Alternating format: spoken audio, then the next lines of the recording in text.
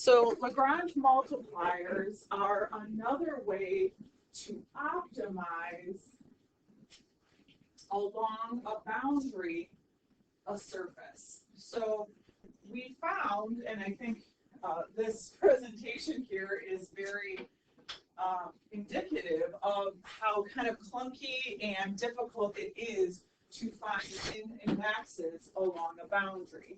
And so today we're going to learn an alternate method of optimizing along a boundary on a surface. So that method is called Lagrange multipliers. And since it's a very visual, the reason why it works is very visual. I'm going to show a short video of the visual as to why Lagrange multipliers work. And let's look at the Lagrange multiplier formula. So it states if you are looking at f of x, y, z, and you're looking at your boundary g of x, y, z, or the constraint, when those two gradient vectors are proportional, you are going to reach an optimization of that particular function on that particular constraint. So if you get more than one, the largest of the values is the maximum and the smallest is the minimum. And so it's a different way to optimize for mins and maxes on a path, so on a boundary.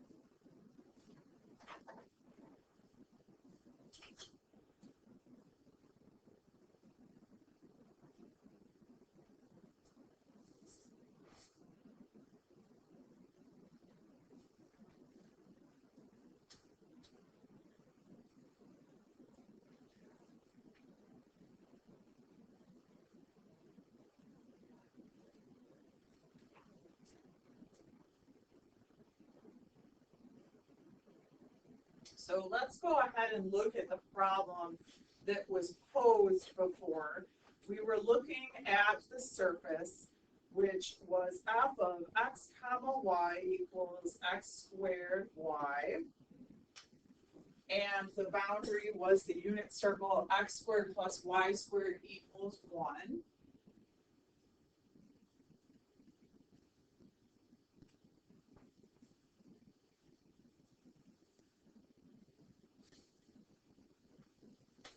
And what we're going to do is use Lagrange multipliers to solve this. So initially we need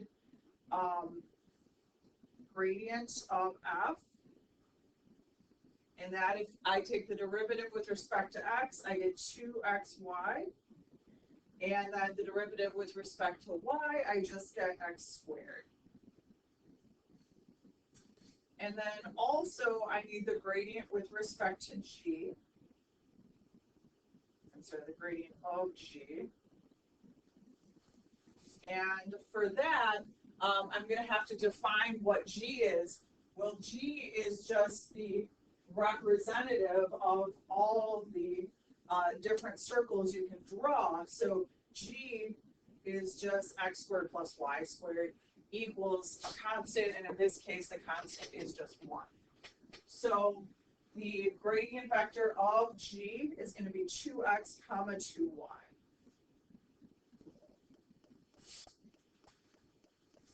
And so Lagrange states that in order to maximize along the order, you have to set those proportional to one another. So in other words, 2xy x squared would equal, and the Lagrange multiplier generally is just the lambda times the gradient vector of g Also, we have to remember that it's still subject to this constraint here. So when we consider the equality of the two vectors in the constraint, we're going to generate three different equations. So one equation that we will generate is that 2xy would equal 2x lambda. So that's from setting the x components equal. Then we have x equals 2y lambda. And then I also have to keep remembering that I always have this third equation here, which is the boundary, because it must satisfy that boundary as well. So you can see I now have three equations and three unknowns. Yes? Oh, did I lose a square? Okay, let's add that back in.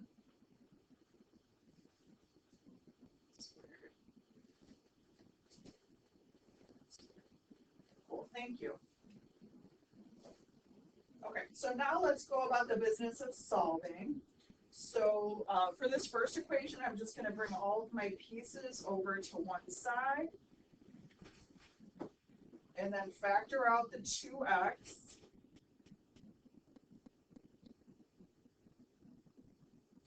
So therefore, I get x equals 0 or y equals lambda.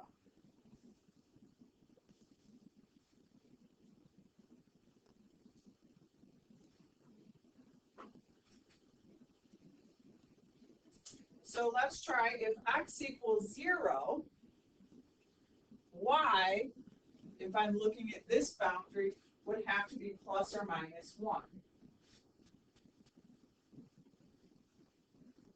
Let me just make this a little bigger.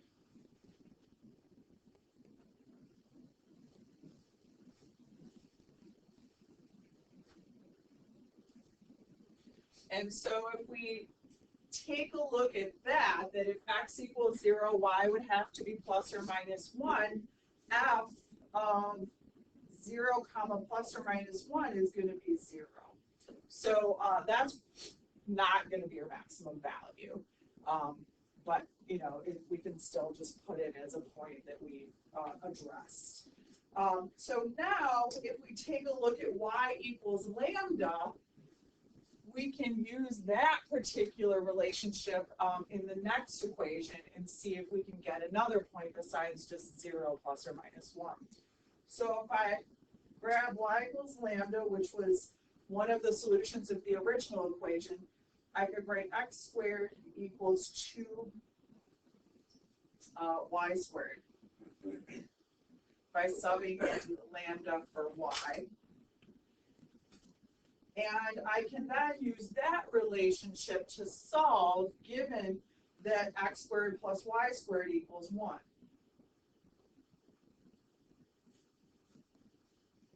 So if x squared plus y squared equals 1, and I sub in 2y squared for x squared, I will have 3y squared equals 1, y squared equals 1/3, and y equals plus or minus 1 over square root 3. Now, with that value for y, I can solve for x on the boundary and evaluate.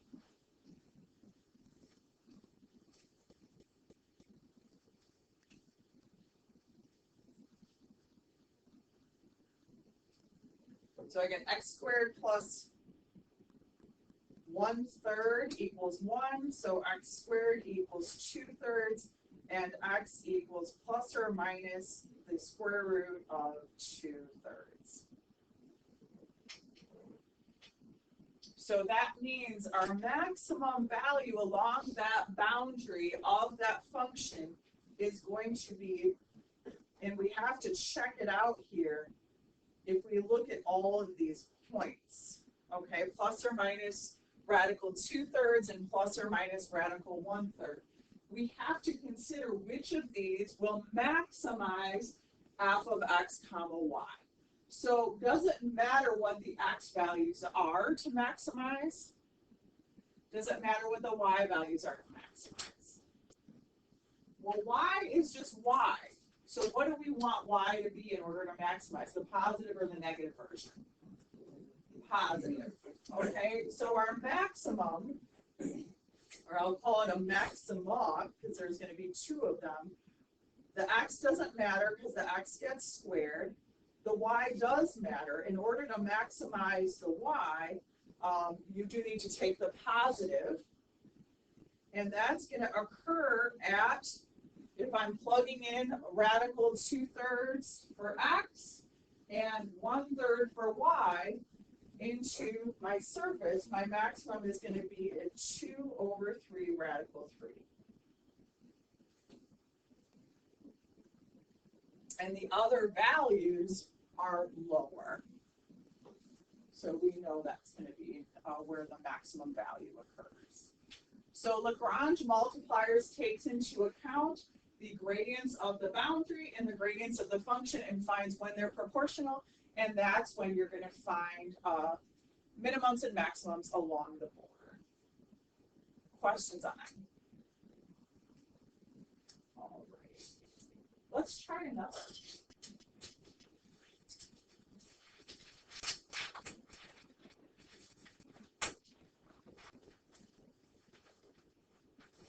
So on our day of kind of work together problems where you had to kind of come up with all the equations and do an optimization problem, we got some practice doing problems like this.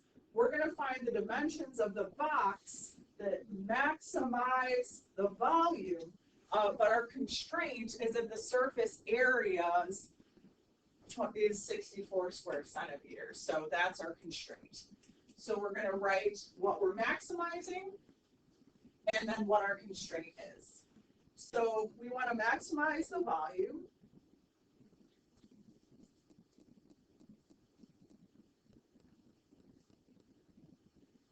And the volume of a box is just the product of the length, width, and height, so x, y, and z.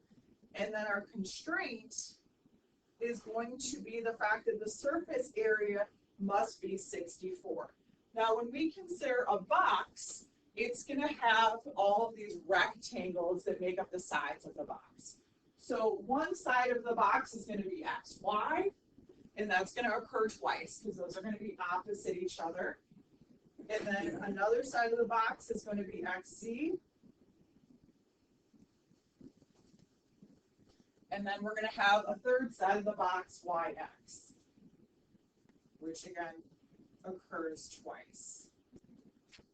Sorry, yz there. And that has to be 64. So that is our constraint equation. It would be as if we have so much material, but if we want to get the best particular box out of this. So we can just simplify that to xy plus xz plus yz equals 32, and that's going to be our G equation. The other one I'm just going to call F so that we're keeping consistent notation with our Lagrange multiplier definition, but if you want to keep the V, you could. It's really up to you. So now let's find the gradient vector of each. So derivative with respect to x is going to be yz. Then with respect to y is xz. With respect to z is xy. And then we'll do the derivative of g, which is our constraint. So our gradient vector of g is going to be 2z plus 2y, 2x plus 2z, 2x plus 2y.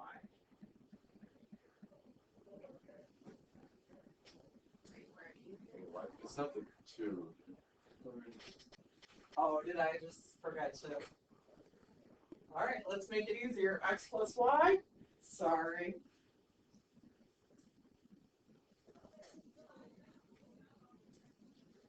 X plus z.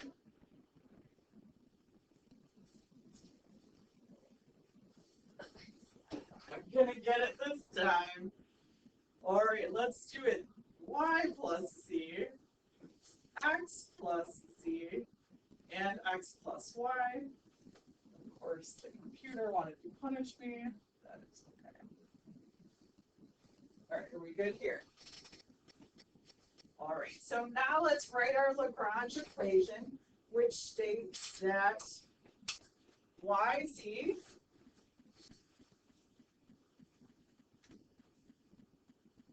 xz xy equals our Lagrange multiplier times y plus z, x plus z, and x plus y.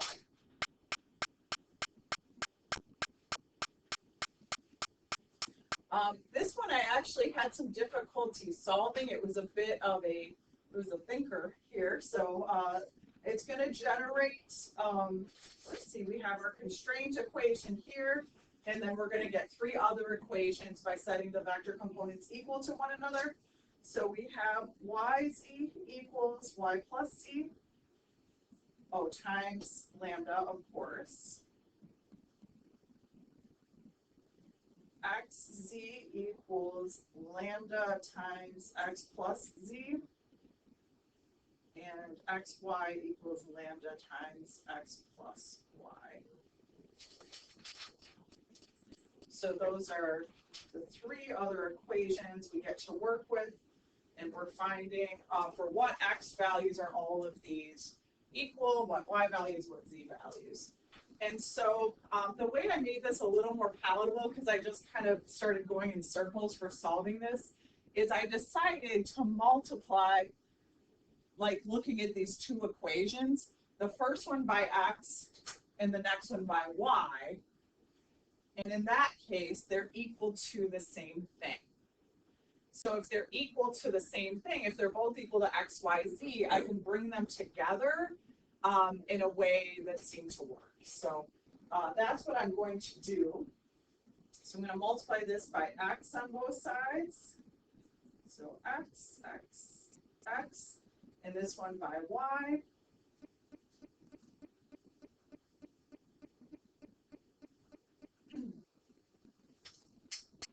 And so I got that x, y, z equaled,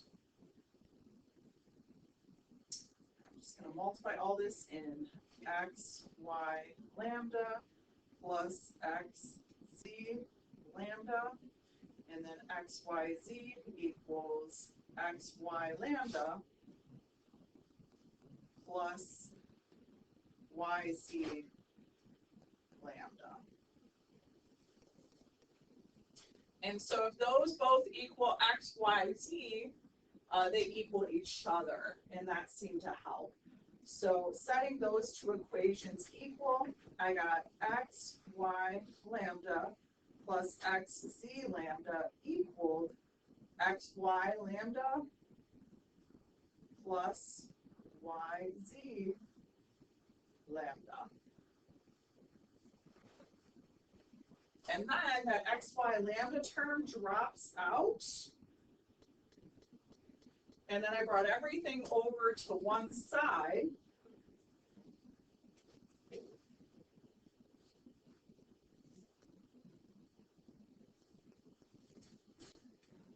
And then I factored out z lambda. And then I got x minus y.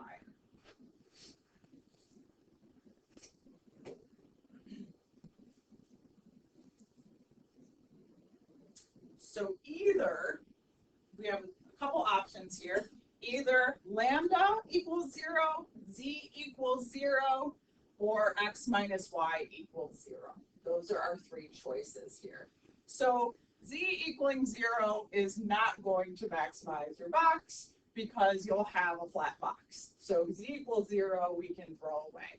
So if we consider lambda equaling 0, we're in a bit of a pickle too, because if we look at any of these equations here of the equalities of the gradients, if lambda equals 0, do you notice for this equation that xy would be 0 here?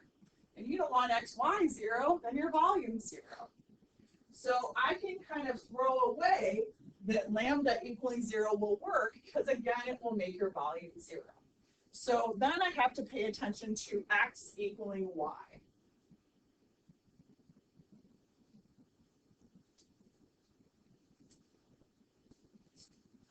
So if x equals y, I can then use that fact in solving, any of the other equations.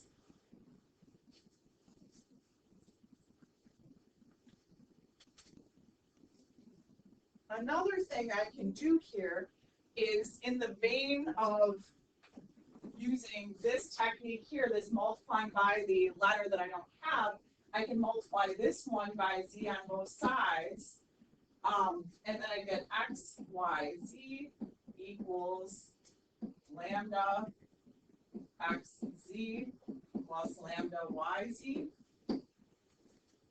And then if I set these two equal, I will get x, y, lambda plus y, z, lambda equals lambda x, z plus lambda y, z. And then, let's see, lambda y, z cancels out. And then what I can do is take us through kind of a similar exercise. X, y, lambda minus lambda x, z equals 0. Factor out x lambda. And then I get y minus z equals 0.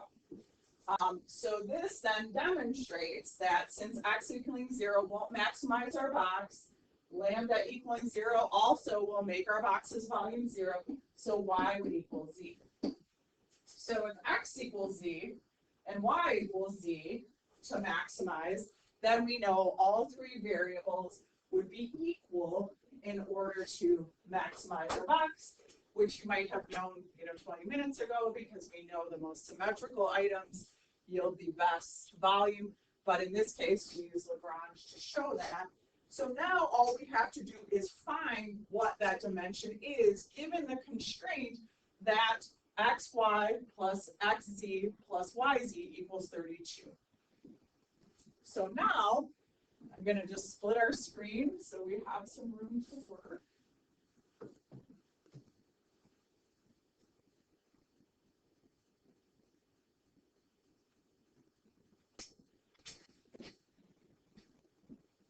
All right, so I know x, y, z are all equal.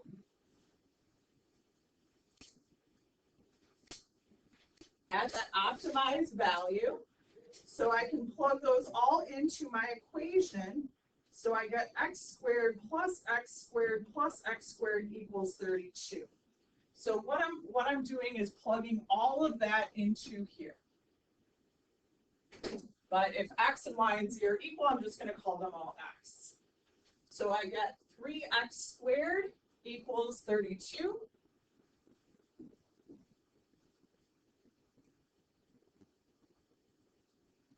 And so then x squared over equals 32 thirds, and then x equals square root of 32 thirds, which is also y and also z.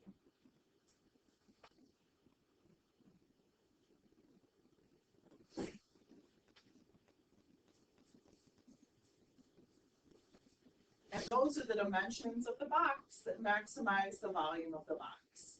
And honestly, because you all are so good at derivatives, you're very good at partial derivatives, the absolute trickiest part of this is the algebra. Because all of a sudden you have this Lagrange multiplier to deal with, you have many things to consider, and ignoring certain answers, considering other answers. So the algebra is going to be a little bit tricky until you kind of get your groove going. I do have one more example that we have absolutely no time for. So in the last 5 minutes, I'm going to set it up, get as far as possible, and then we're going to practice tonight.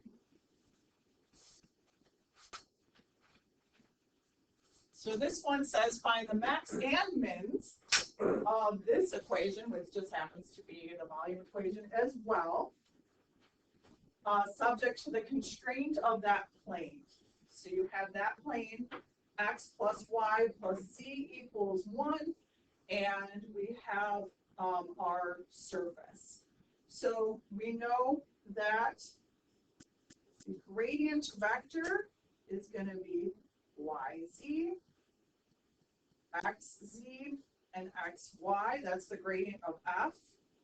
And the gradient of g is awesome because x plus y plus z equals 1 equals g. That's our g. And so the derivatives of all those are going to be 1.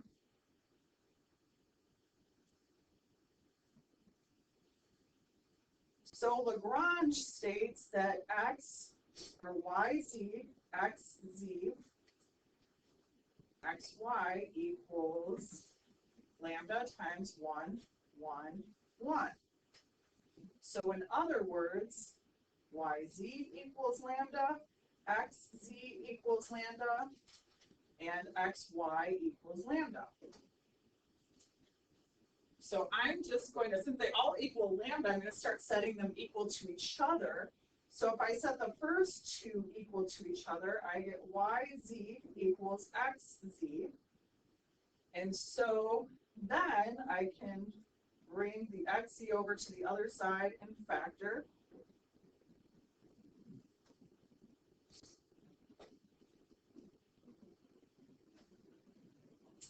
And then I get either z equals 0 or x equals y.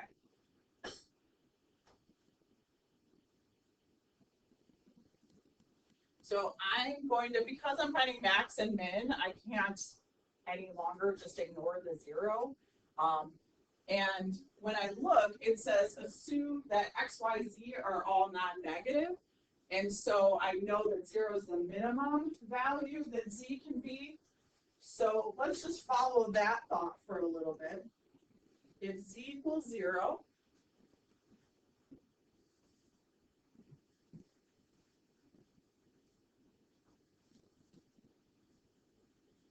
then what would have to be true if we look here and here is that lambda would also have to be 0. So our Lagrange multiplier would have to be 0.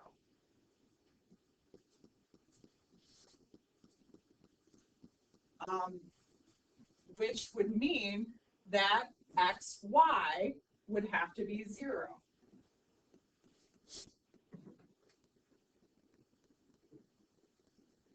So either x would equal 0 or y would have to be 0 for that to be true.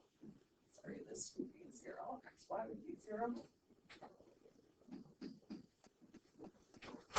So essentially, you have a z equals 0. Lambda would have to be 0 because here if z is 0, you have lambda equals 0 in this equation and in that equation. So either x equals 0 or y equals 0. They can't all be 0.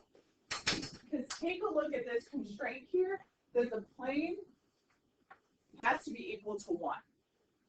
So you can't have x, y, and z all be 0.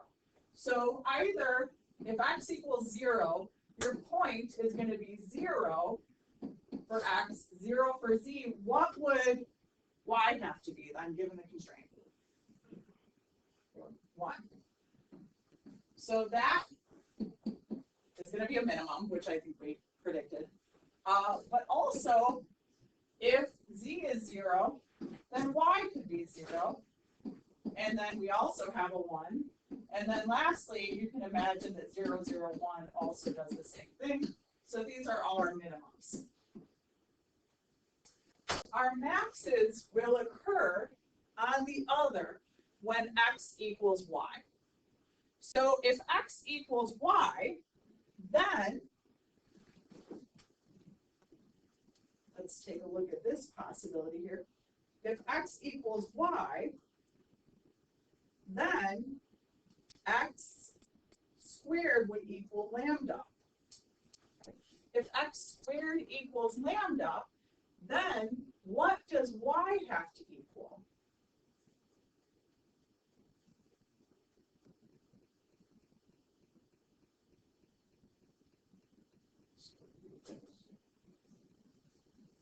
So if x squared equals lambda, then z would have to be x. Because here, if x squared is lambda, then z would have to be x here. Do we see that? So if x squared is lambda, then z would have to be x, and then also y would have to be z. So essentially, all three coordinates must be equal to maximize the function. And so if they're all equal and they all have to add up to 1 under the constraint, f of 1/3, 1/3, 1/3 is going to be our maximum, which is 127. So again, I had to go down the other path, which is y equaling x. And using the fact that if y equals x, and I substitute it into one of these equations, I get that x squared equals lambda. We then have to extrapolate that all the variables have to be the same. I thought we wouldn't get through that. There's your assignment.